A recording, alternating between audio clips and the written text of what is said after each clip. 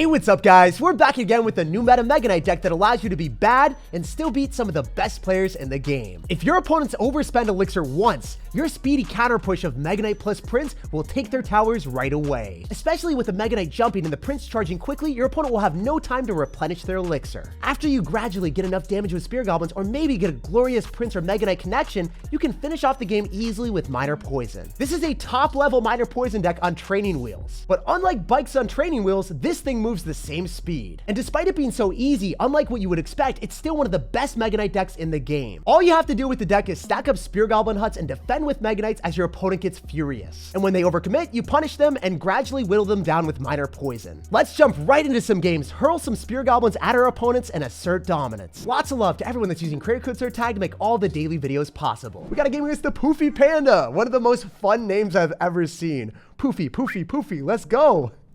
Dude, I feel like a child right now, but it's all good. We're gonna be throwing spears at our opponent real quick. But we're getting real scandalous with our Spear Goblins, locking onto the tower and stealing damage that he's like, wait, my bandit is supposed to steal damage. It's literally a bandit for a reason. Jake, you're reversing the roles out here. It's not supposed to how it's going.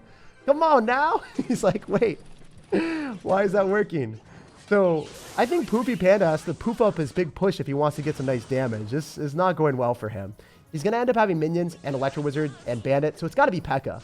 Usually, Mega Knight is super scared of Pekka. Pekka's like, yeah, I crush Mega Knight every time. But when you've got the Prince power counter pushing and your opponent overcommits like that, I'm like 99% sure Poofy Panda is about to become a very deflated panda. He's not going to have a good time. The Mega Knight and Prince will be able to power through and definitely kill the Pekka. And then we can go in for a Musketeer to add insult to injury so then we can pulverize the Bandit as well. He is down so much Elixir and he's going to lose his entire tower. And I told you guys with 100% confidence because I saw an Electro Wizard and a Battle Ram coming at me. That's 8 Elixir. And single Elixir, if you do that, you are toast. You're worse than that. You're burnt toast, man, and no one wants to eat you then. I guess besides the Musketeer and Miner that have no problems eating your 3 crown. But yeah, this game is completely over, and it was one of the easiest games ever. When you play against a deck that is a presumed counter like Pekka and crush it instantaneously, there's no better feeling. And that's what Mega Knight does. More than anything, I wanted to 3 crown the Poofy Panda, but he wasn't having it. No matter what matchup you get, you're going to take towers fast, and your opponent's kingdom will be trash. And that's a clean 5-0. Let's keep it rolling. We got a game against Vader. Hopefully it's the weird version of Darth Vader that wants to lose. We'll hand him an extra L to add to his collection, so he'll be double Vader. What's up, man? He's going to go in for a Elixir Collector in the back, so a bit scary. I think that we're probably playing against someone that ends up liking going in for a lot of spam with 3 Musketeers. So we're going to go and augment our spam on both sides. Spear Goblins, go on the left-hand side, finish off those minions. Prince connect to the tower, and the mini pack is baited out from our opponent as well. Wait. Chill for a second. Is this not what I thought it was? I am so confused. Why do you have Mini Pekka? I've never seen that in the 3 Musketeer deck before. Wow, I guess he really hates Mega Knight decks. He hates Electro Giant. Oh my goodness, it's a weird and wonky world out here. We're trying to go for a poison so we can finish off the Elixir Collector and get a 2-for-1 combo. Oh, it's a 3-piece actually. We hit the Musketeers, the Elixir Collector, and then we also poison the tower as well. I'm going to go Prince on top of the Musketeer here. I'm going to take a ton of damage, but it's the only available avenue for me to explore, right? Everything else didn't make sense. Oh, are we going to lose the entire tower here? This is bad. Yeah, I'm going to sack it. There's no point in dropping a Musketeer right on top of a Mini Packer, right? I just don't get a good trade from that at all. Let's go for a Spear Goblin Hunt in the back so then he can't 3-crown me, ideally. And then we're going to have a whole bunch of Spear Goblins throwing through in the right-hand side. Throw all your spears on the tower. Don't miss. Don't miss. Let's go. We don't make misses out here. We only make damage. Oh my goodness, that's huge value. Finishing off a heal spear and then also hitting the tower for 300 damage. And that's only the first wave. This man has a lot more tower from defense to start rolling with. We can go for a Musketeer, and then we can go for a Mega Knight directly on top of his Goblin. Ooh, it's a big Goblin. It's a big Shrek boy. Is he going to go in for 3 Muskies in the back and we can poison it? That's actually optimal for me. Love to see 3 Musketeers here. I'm going to go for a Miner just to make sure that the Spear Goblins are going to get a bit more benefit. And yeah, super easy poison. So collecting that value and maybe having Spear Goblins lock on the tower. Oh, the Musketeer finishes off the 3 Musketeers player tower. That's cool. All right, you know, it's a match made in heaven. Maybe not. I feel like the devil right now. Oh my goodness. Wait, are you joking, Vader? Dude, he really wants the L. He wants the double Vader out here. There's no shot that those minions are able to clutch up on defense long enough, at least. They should all die here. Unless I'm completely out of my element. Maybe I'm wrong. Yeah, the minions died. The Golden Knight should die to the Musketeer as well. This is huge value for me. Especially since we were able to snipe the Collector. He's going in for another one. My man never knows when to not have enough fun. We're going to go in for a prince in the middle so we can tank for our spear goblins. And I should want to poison that if I need to, but I don't need to. Let's go for a Mega Knight because the prince hasn't crossed the river yet. So the prince is still going to force out extra elixir. Please, prince, put in the work. He loses everything, and then we're going to go for a miner just for safety. He's trying to bait out my poison with elixir collector so he can plop down 3 musketeers, but he can't plop down 3 musketeers because he's never able to. I like his strategy. I think it was the only strategy available for him, but it wasn't going to work out. We weren't small-brained enough to fall for Elevator's trap card, and now we're at a pristine 8 wins in a row. 0 losses in a grand challenge is what we love to see. To jump into the game, this guy finished 705 in the world. Going to be a top-tier player. So, we'll see what he's going to have. Whenever we see Mother Witch, I'm expecting it to be Royal Giant or maybe the Rail Hog's Giant Skeleton deck. So I could log depending on what happens. Oh, that Musketeer is dead. Please. Oh, no. Unfortunate. We're going to prioritize finishing off the pig so then I don't take as much damage on my tower. I'm going to miner in the back. I don't think he's going to have Tornado in his deck. Please, Zappies, target the wrong thing. Let's go. Prince just mauled those Zappies. Massive value for me with that miner. That's 300 damage as well. That's quite considerable. We're losing the game by 6 HP, but I would say I'm winning in the mental warfare because after that happens, there's no way that my opponent's happy. I'm going to go Mega Knight so then he's not able to get a good connection. And then I'm going to go Goblin so then if he tries to go Fisherman, he might pull the Goblins instead. So I don't know what he's going to do. Oh, he's going to go Fisherman after he logs. That makes sense. But he didn't have enough time. He still got bopped by the Fisherman. Fisherman did not... Oh, how? How does that hit? There's no shot. There's no universe. My Mega Knight was in between the tower and between the river, and it still hit my opponent's tower. That is quite possibly the most lucky interaction I have ever had in Clash Royale. That just doesn't feel fair, but I'll take it. Man, this deck surprises me every second, every time I play it, especially when I play against good players. I just get lucky. All right, so I think we can maybe go in for a Mega Knight if he decides to spam more stuff and then go for another set of Goblins to go and prioritize making sure the Fisherman doesn't make us sad. Or we could just log and go for a Goblin Hut instead. I don't think that dropping the Goblin Hut is a good idea because remember, the guy is going to have a Royal Giant and he also ends up having Fisherman and he's going to have the Mother Witch for the Spear Goblins. So I don't want to give him a fresh set of piggies for no reason. You feel me?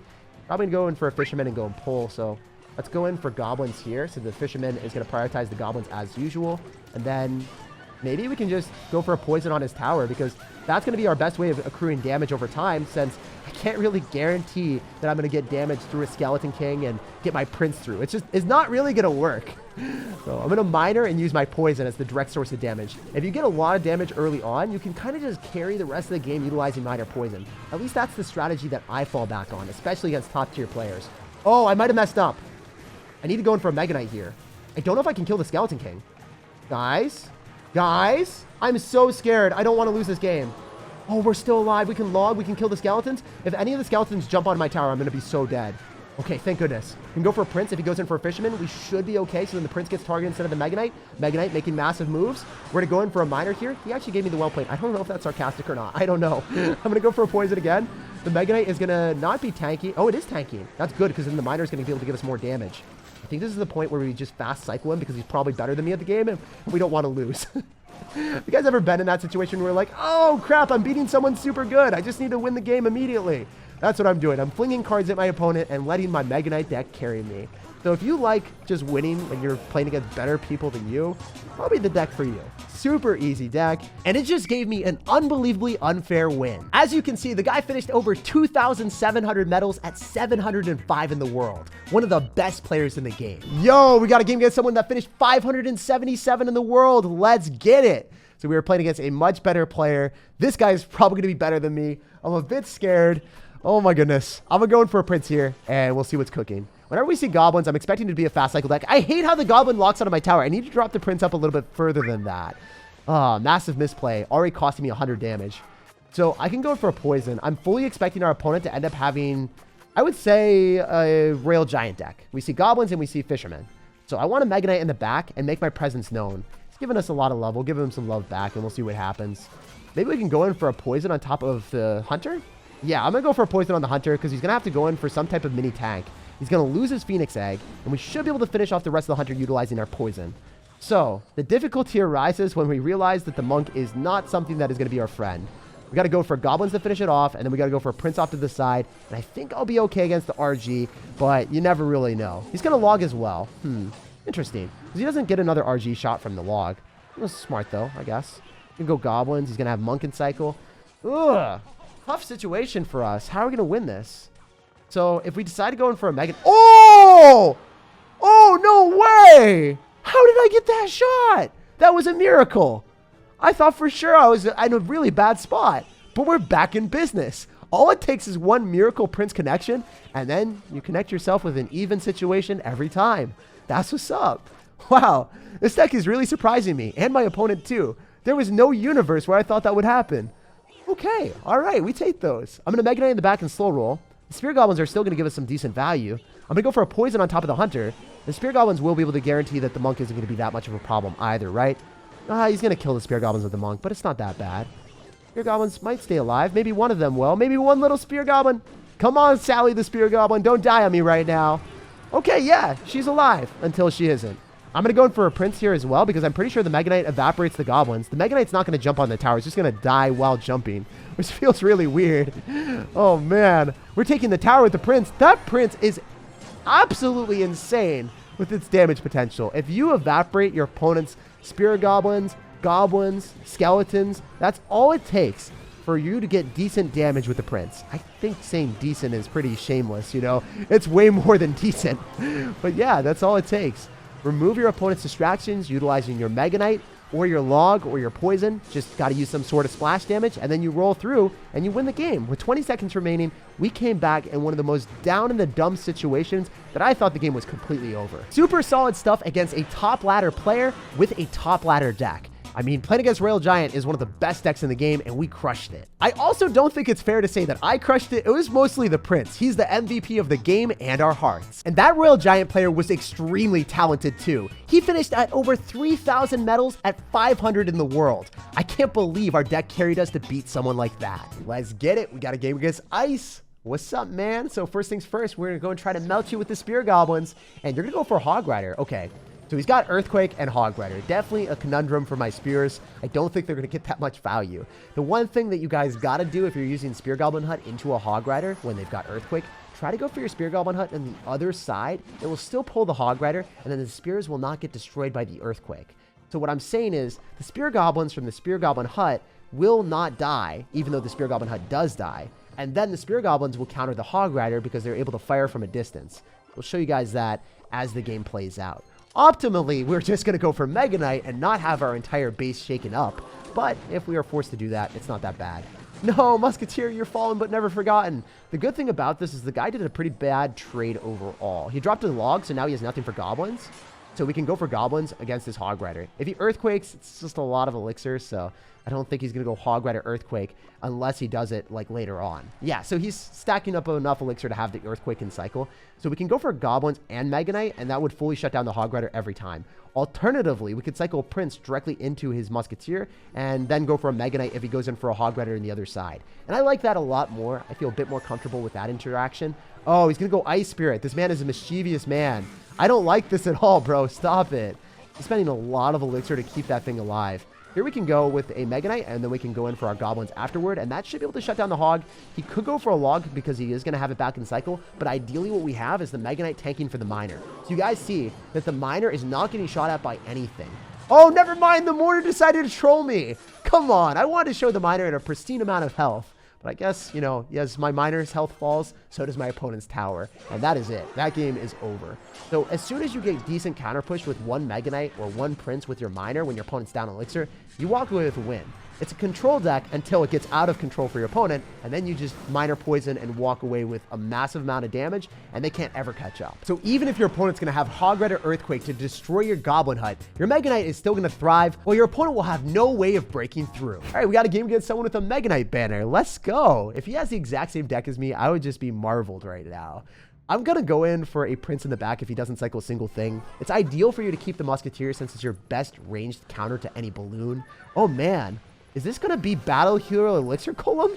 No shot that that would be the case. Please tell me it ain't so, bro. If he blasted back my log, I would have been so sad. Please, please kill the Night Witch. Don't get it healed up. Don't get it healed up. Okay, it's dead anyway.